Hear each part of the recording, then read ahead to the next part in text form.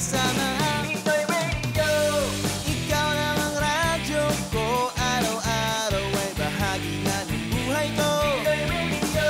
Kahit saan man sa mundo, maihahatid ang boses ng Pilipino. Kahit na saang sulok ng daigdig, ay walang ibang bukang bibig. Mapabago o lumang tunog, dito nyo lang maririnig. Tatlong bituin isang araw, pula puti, bughaw, dilaw, Luzon, Visayas at Mindanao. PinoyRadio.com ang sinisigaw. Pinoy Radio, ikaw lang ang radyo ko, araw-araw ay bahagi na ng buhay ko. Pinoy Radio, kahit saan man sa mundo, maihahatid ang boses ng Pilipino. Pinoy Radio. 2018 is the year where we at MCBN move much faster, live much higher, and make the team much stronger. We are here to continuously reinvent, redefine, with fresh and bold ideas every time. We are your MCBN. Everything else is as good as new. Ika'y nakikinig sa himpilan ng lahing kayumanggi. PinoyRadio.com. Today's best of Filipino music. All day, every day. PinoyRadio.com. Bawat minuto ay mahalaga. Give us 30 minutes and you will know what they can offer. Bawat mensahe may kabuluhan. Give us half an hour and we'll keep you up to speed with the current affairs in your area. Business and politics in 30 minutes. BP in 30 with Von Canton on PinoyRadio.com. BP in 30. Mapapakinggan na. Nandito na sila. Kabayan, kinig na. All right, we're back on the air. It's 1:04 right now, and it's time for Business and Politics, Saturday, November 24th today. And joining me is, of course, Mr. OJ. Ordinary Joe in the house. Yes. Am I on, Kuya? I cannot hear myself. Yes, you should. Yeah, There okay. you go. Ordinary Joe dabbling into the field of business and politics. Not really my brand for my magazine shows, but, you know, we have a little bit of knowledge and interest with politics and business. Okay. A little bit of, change. A little bit of change, yes. Okay, so today we're going to talk about, first of all, let's have a recap of what happened this week. Of course, China and the Philippines has agreed to oil and gas deal. So, pinirma na ito ng China at Pilipinas. Good news. Yes. And of course, another cabinet member of the Philippine government, the Secretary General of HUDCC, sibak na kay Duterte. Yes. And of course, what's his term? Walang nobody is exempted. Tawag Walang yan. kaibigan. Walang kakaibig-kaibigan. Siguro that's the term. Okay. All right. Also, in Canada, we have the ongoing strike of Canada Post. That's right. Yeah. And affecting thousands of, I would say million community residents na medyo na-delay yung mga Well, I would think they strategically time it in the season of the year where yes. Especially Black Friday, right. Christmas Christmas is coming. So, one way of forcing also to the bargaining table na ibigay nyo na yung gusto namin at babalik kami sa, That's right. sa workforce, something like that. Yes. Although, right nila yun. It's a constitutional guarantee that you can, kaya nga may union eh. Pero merong legislation na tinatawag yung back to work legislation. That's their last card. I Yes, guess, right? that's the last card kung hindi na re-resolve yung mga issue between the Yes. parang ano yan, yung management and then the labor union or the union association. Pag hindi na resolve, then that's hindi nag-interfere na ang gobyerno. Especially it's a crown corporation, right? Yes, Canada it's a Post government is corporation. So talagang makikialam ang gobyerno dyan. Exactly. All right. So anyhow, very important ito kasi like what you said, holiday season. Imagine we have a Cyber Monday coming Monday, right? So marami mag-order online. Yes. So what's next? Pag nag-online, so it needs delivery. Yes. Right? Could be Amazon or whatever. They need the service of Canada Post. Kaya ngayon, merong legislation ang government natin to meron sila yung back to work. Back to work. Bumalik na kayo sa trabaho nyo. At, was it approved, the back to work legislation for this particular one? O hindi pa? Hindi pa, but tinethreat pa lang. Ano na? No, I think na-draft na nila and they will be discussing it and debating on it as soon as possible. Alright. Of course, andun na rin yung mga kini-question. Of course, kini-question nila yung integrity noon kasi dapat hindi sila nakikialam sa ganitong ano. But again, for the benefit of the people, that's the time the government will come in. Yeah. Right? Kung may mga Pero naapektuhan. very perilous din for Canada Post because maraming private companies na kompetensya ng Canada Post. Like FedEx and all that. And they're Pure later. and their pricing model is not as bad. Yeah, but they don't deliver small packages or parcels. Yung mga meals as well. Normally they don't, mga boxes, diba? That's right. So you're right. So that's the difference. That's the difference. So yung Canada Post talaga din yung mga mail to mail. Imaginein mo, sabi nga ni Joey, I'm not receiving any bills. That's good. I'm not paying. Diba? It doesn't mean it's not there. Oo. Pagdating ng baka mag-pile up na yung... Exactly. So, ang reason naman ng iba, how will I pay? I don't know how much. Exactly. Diba? At least you have... Yes. Hold on to your fund for a little bit longer. And one of the malaking balita this week also in the Philippines is IKEA is opening the biggest store in the Philippines. Yes. Imagine I want to make that. sure I got my copy here. Yes. Napaka-swerte naman natin. 65,000 square meters. And will benefit at least 500 Filipinos. Filipino Bagong employment. trabaho. Yes. And well, it's good because Pilipinas pa yung nakita nila to put up the biggest branch ng IKEA. Do we recap all the headlines first, or we can we'll tackle after we recap the headlines? I'm jumping para lang ano. Because I got some some inputs on this particular news item. Okay. All right. And also the Metrobank owner and owner of Toyota Philippines. Namatay. Patay na si George D. Pumanaw na sa gulang na 86. Review ko nga yung kanyang will, baka napangalan tayo. Kasi ito yung mga news natin to kaninang umaga. But of course, we have also listeners right now na hindi nakapakinig kanina. So we're doing a simple recap. Little recap for them, yes. Para lang malaman nila kung ano yung mga nangyari this week, di ba? Okay. His name is Ty, ano pa? Right. George Ty, right? T. Sorry. Saan mo kinuha yung Ty? Okay. So, of course, for Canada News naman, ayon sa pag-aaral, Ontario University, mas positibo ang pananaw ng mga Canadians kaysa sa mga Amerikano compared to Americans. That's right. So, I think na-skip mo yung isa, which is the babalikan poverty shaming. natin yan. Babalikan natin yan because that will be our topic. Yeah. Okay. Alright. I like that. Okay. So, ano pa? So, IKEA. Balitang kampansin-pansin. Hindi na yan. Okay, so ito yung topic na it's interesting and it's a subject of debate, which is itong ang shaming. Alright? So, ang headlines nating kaninang umaga, para maiwasan ang poverty shaming, British school ipinagbawal ang pagsusuot ng mamahaling Canada Goose jackets. Alam naman natin na yung Canada Goose jackets talaga mahal.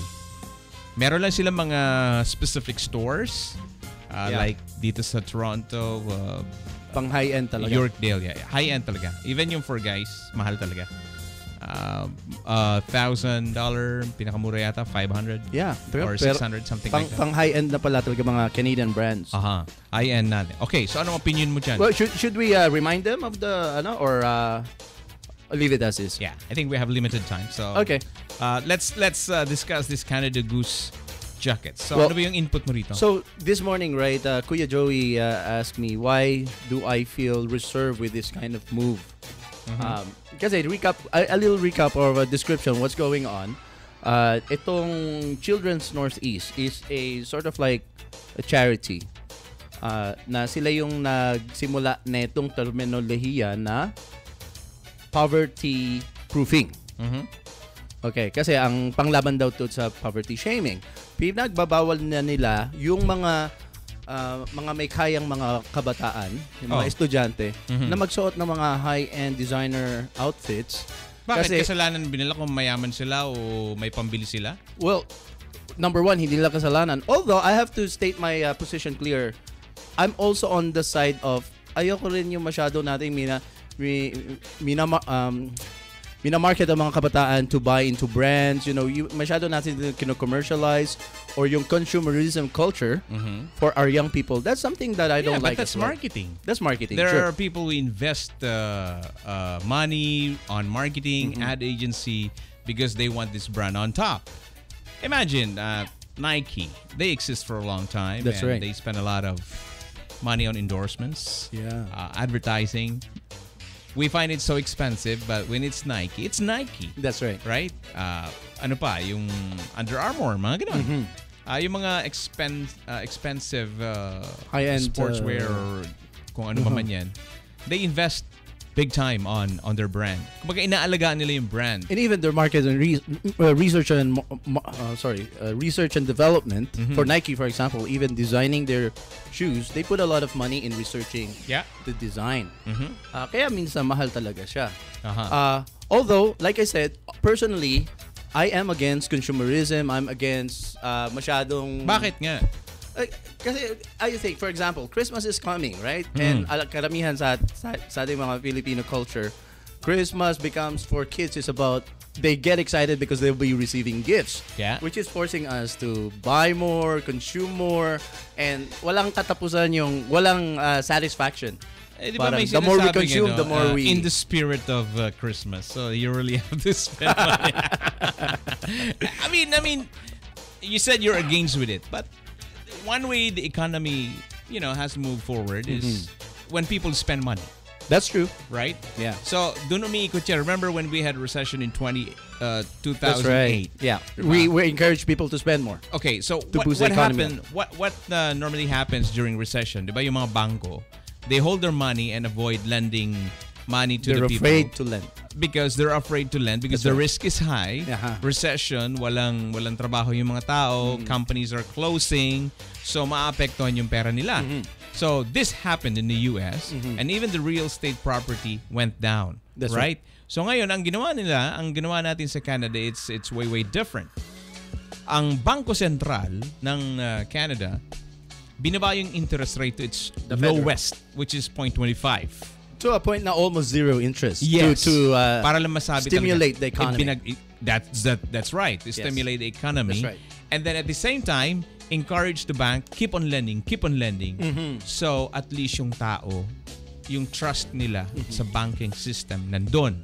And then at the same time, yung economy natin pinalalakas. Kaya when US suffered the impact of the recession in 2008 up to 2011, ito yung time na paalis si Bush at minana ni Obama ang kanyang recession. Iba yung pinamana, no? Yeah. Kamalasan, ano? Well, we cannot blame anybody from the executive on that particular because that's a credit crisis that was triggered by overselling real estate to what we call yung mga B-level lenders na hindi naman kahit hindi qualified, they approve some mortgages. Pero the US admire how Canada managed and escaped the recession. Yeah, kasi, by a slim. Yeah, look what happened. Neighbors tayo, diba? That's right. And then we have a lot of American companies here. Pag bumagsak sa kanila, dapat affected tayo. That's But right. The banking system of Canada is one of the, sabihin na natin, naging model. Kung paano tuloy pa rin yung takbo ng buhay at negosyo. Well, in the finance world, I used to be in finance and there's many debatable issues about how we had escaped it. Parang yung iba, sabi nila parang window dressing yan. Hindi naman talaga tayo naka-escape. But we are able to pose ourselves as if hindi kumbaga tayo nilagyan lang ng band-aid. Band-aid. Right. Yeah. Kaya parang hindi tayo. At least they did something to minimize the impact. I think when it comes to credit, it's kind of a double speak because Canadians have record high personal debt, which is not good for the economy as well. Kasi ang mga regular na mamamayan, hindi naman sila nabibail out tulad ng mga big corporations, big banks, which is unfair because we're the one who's paying out the bailouts. It's coming from the ordinary citizen when the banks, the big corporations get bailed out. It's from tax money. Yeah. Right? And so that's double speak when we Pero say... babalik din naman yun. Look, Republicans in the US are so against the bailout, especially the big three, the car companies, remember? And then Obama administration lent them money, bailed out, di ba? Ngayon, nakakapagbayad na sila. Ang piniprevent lang doon yung maraming mag-suffer, mawalan ng trabaho, and then it will, worsen the situation. So now, nakakabayad na yung big three and now they're operational, back on track. So somehow, makikita mo din yung bailout, okay din naman. Nabayaran naman yung gobyerno. Pero iba kasi yung thinking ng yung iba, like the Republicans. They are more building business. Parang kung malugi ka, because kasalanan mo yan. So be it kung malugi ka, and then somebody will take over. Well, I honestly love this topic to get into this because I used to work in finance. However, it's kind of medyo sidetracked dun sa main topic natin, which is about the babalikan natin si Canada Goose. This is what they term this poverty shaming especially in British society. Marami ako nakikitang mga progressive propaganda hijacking good intentions, but they actually have more sinister intentions behind. Kaya for libertarians such as myself, we smell something fishy about something like this. Alam mo ba, Kuya Yvonne, na is libertarian equivalent to being independent? Oh no, a lot of libertarian contenders run as either libertarian or independent, because libertarians is all about against just a big government. Libertarians is all about civil liberties, giving the choice to the people instead of like it's more. So kung sa Canada ka, anong political party yan? I mean we have a very weak libertarian party in Canada. So Indian Green, wala tayo dito. Walang NDP ganyan. NDP is very, very liberal, I think, in my opinion.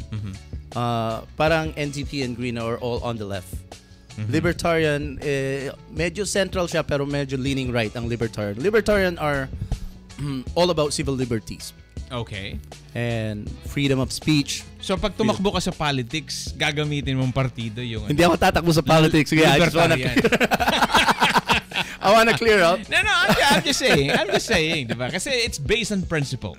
Yes. Politics, it's all about, dapat pag tumakbo ka sa politics, based on dapat yan? Your political ideology. Your ideology or what do you call your platform. Available yung partido doon, kailangan ng kandidato, tatakbo ka doon. But they do that. They do that in real life, which is like, hindi, well, para sa akin, I mean, it's all, that's why, when you're liberal, there's a reason behind. When you're conservative, there's a reason behind. In real life of politics, in the political arena, it's winnability. So political strategies are all about, hey, and no you permanent can win, friends. Yeah, you can win as a liberal, run as a liberal, or on this riding, you can win as a but as a if it's conservative. against your will, why would you take that party? A lot of people. I'll give you an example, right? Marijuana. And Against ka ba or most for? of the Filipinos are Against because of the moral, implication. We came from a 92% Catholic value, Sure. nga, diba? Okay. So, sabihin na natin medyo konserbatibo karamihan. And of course, immediately pag sinabing marijuana, ay masama yan. Diba? Pero ikaw, liberal ka naman noon. Ang thinking mo, kaya lang may legislation na nagadagdag tong marijuana, which is very recent lang. So, should it change your view now na magiging conservative na ako? Kasi ito, pinayagan na itong mga ganito. Pinayagan na mga ganito. Di ba? I think every issues in society is not 100, we cannot label an issue as a liberal issue or a conservative issue. For example, marijuana is unang-una, hindi dapat kinontrol ng gobyerno ang marijuana, I think, because it's a natural resource.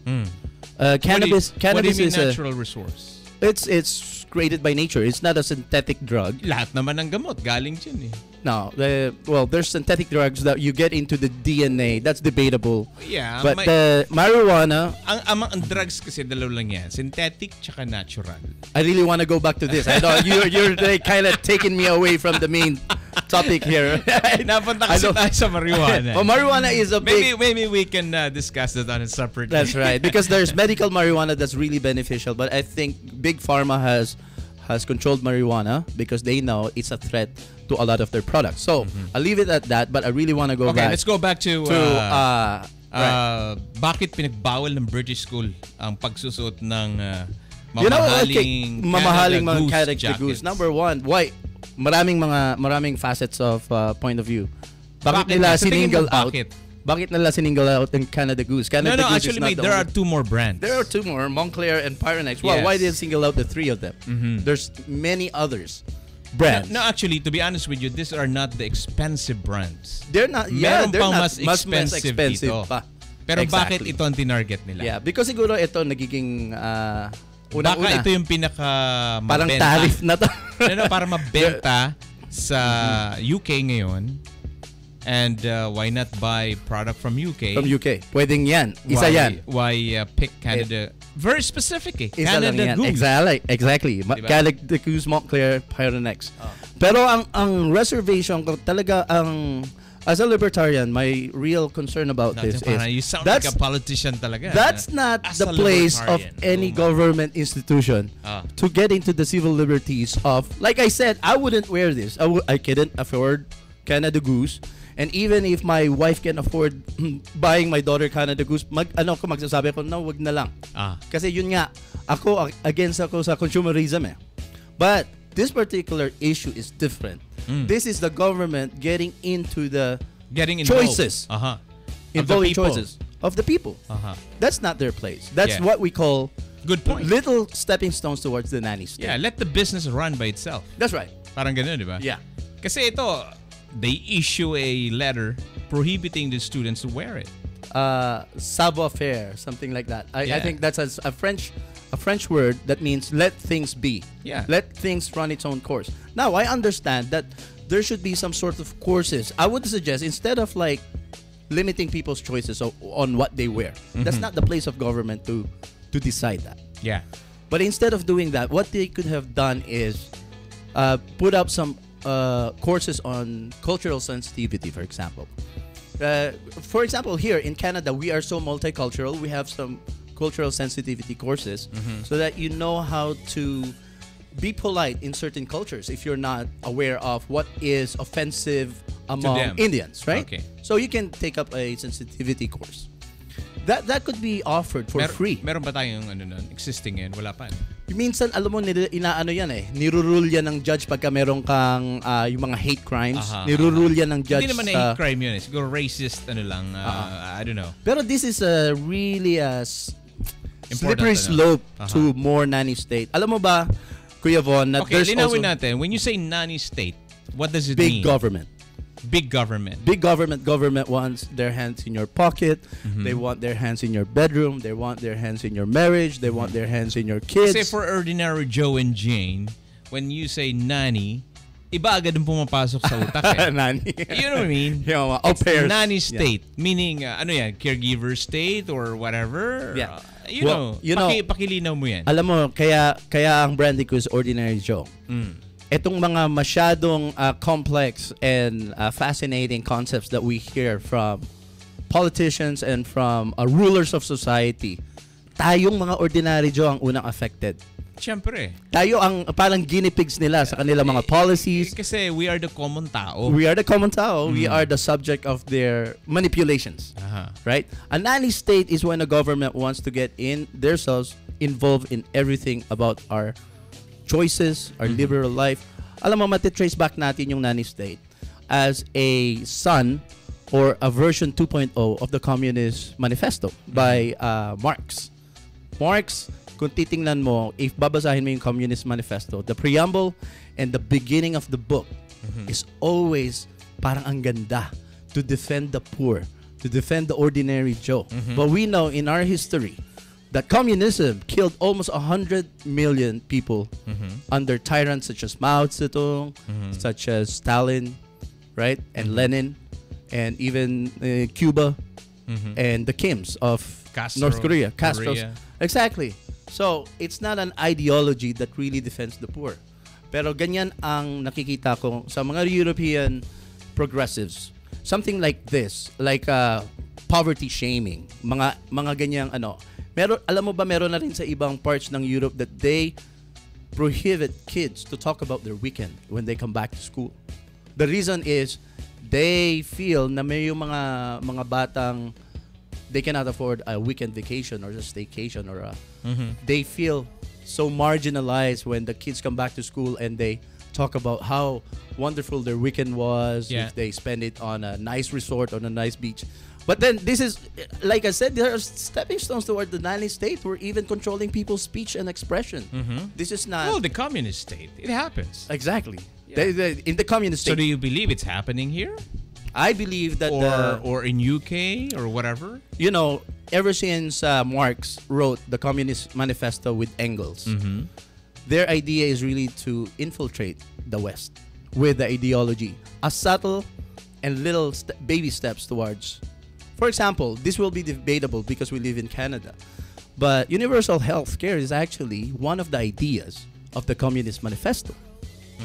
Do you agree? Or have you read the Communist Manifesto, Kuya? No, I haven't read that book or whatever. Yeah. Because the reason I read the Communist Manifesto, I almost got recruited into...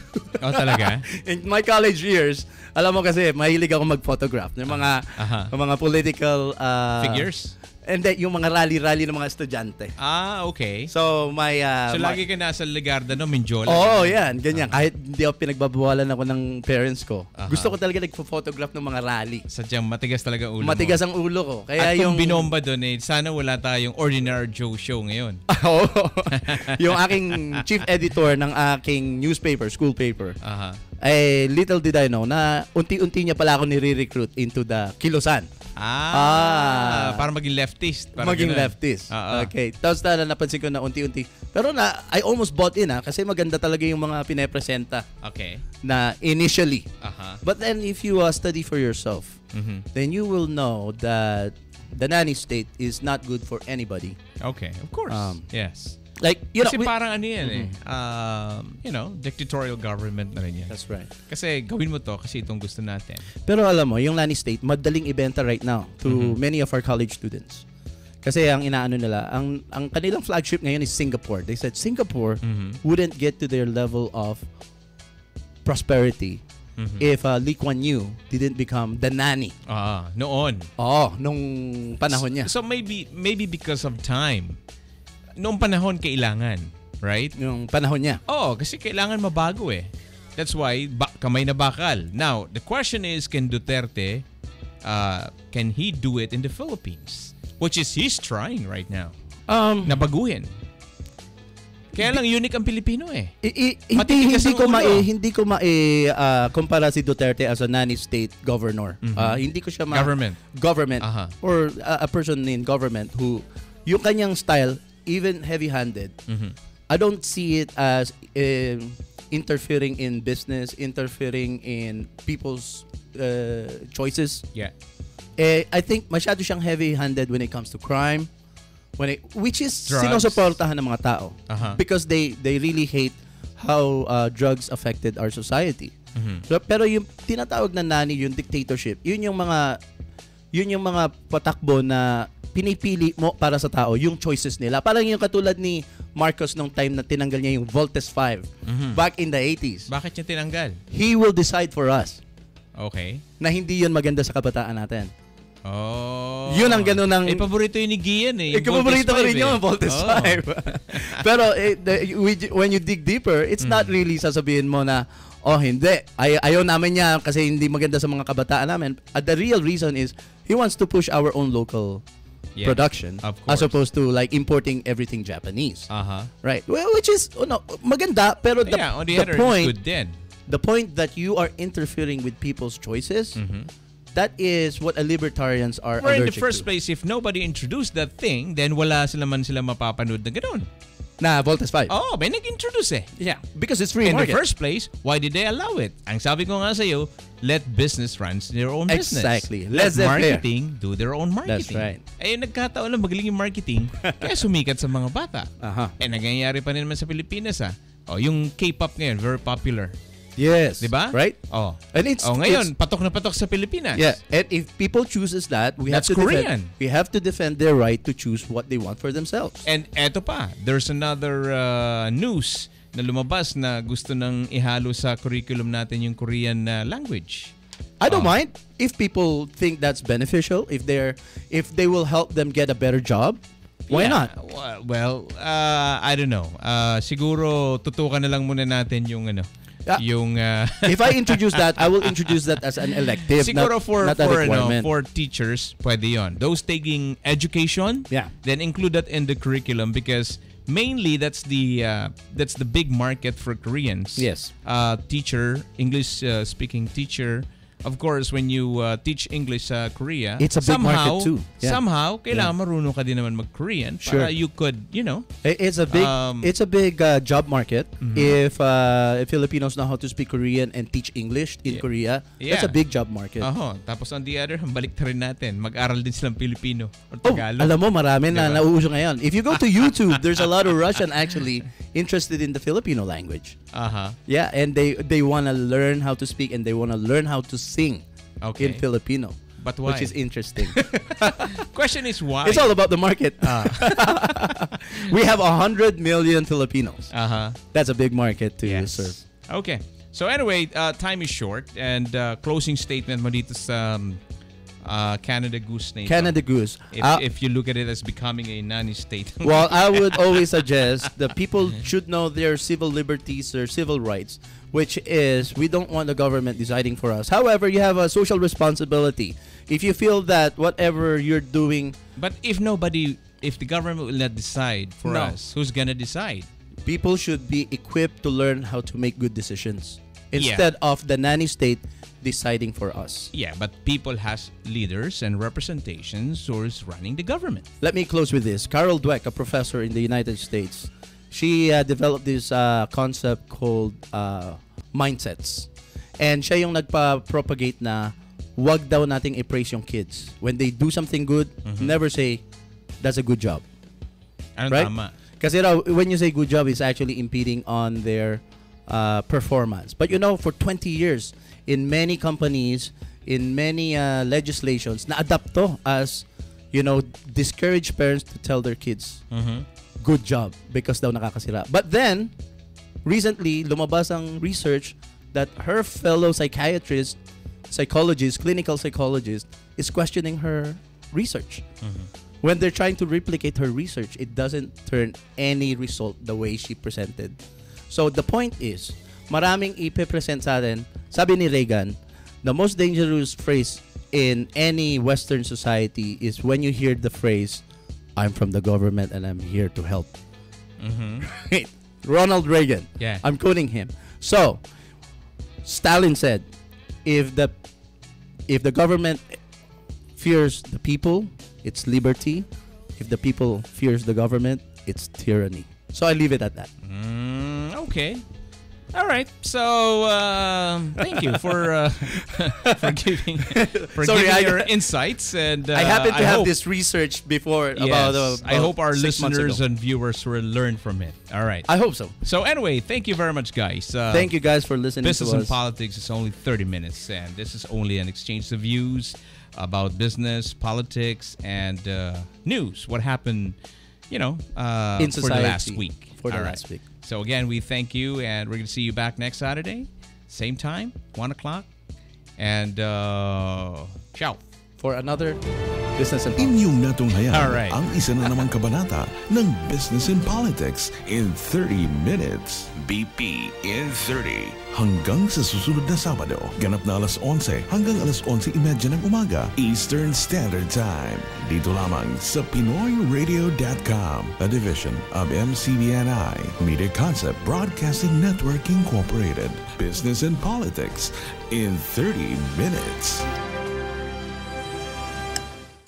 Kung ikaw ay bibigyan ng kalahating oras lamang para ipalaganap o ipaalam sa publiko ang iyong negosyo, paano mo sasabihin ito?